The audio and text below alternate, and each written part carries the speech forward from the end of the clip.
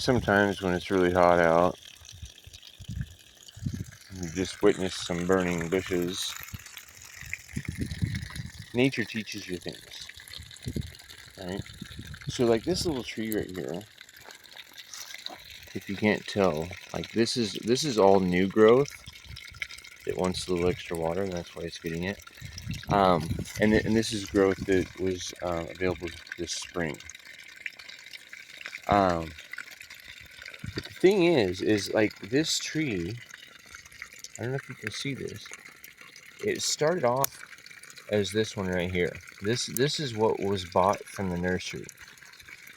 And when I bought this from the nursery, it didn't do well here. I mean, it was a completely new environment. It wasn't being spoiled by the gardeners who are really good at making sure everything gets watered, you know, right? I mean, it came out here to the desert where everything was really different for it. And I thought it had died. But it didn't. You know, I kept on giving it water as I have the ability to give it some water.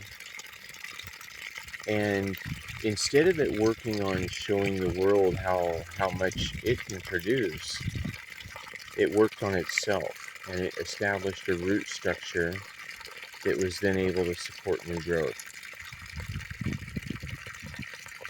And I was thinking, how does this compare to like the homelessness issue in America and across the world, right? We have people that are plunged into an environment, you know, especially after parents have raised you, they're plunged into an environment that they're not really prepared for. And sometimes they suffer so much stress and struggle that it looks like they're, basically dead. Right? Basically dead. Nothing on the surface that's showing life and growth. But they're experiencing things within that when they find their roots, you know, they find a place that they can gather their source of nourishment. And you know, that happens from within us as well, right? I mean, we have to be able to create the world that we want to live in from within us, because if we're asking for it to be done by somebody somewhere else, it's unlikely to happen, right? I mean, everybody else, it's already a big enough job for me to be me than for me to try to make you happy. But if I'm already happy and I realize how little I need to actually live here. I mean, I watched the squirrel, and I mean, he doesn't pay nobody to exist. He didn't even ask me if it was okay to move in and be my neighbor. He just made his little house into the ground.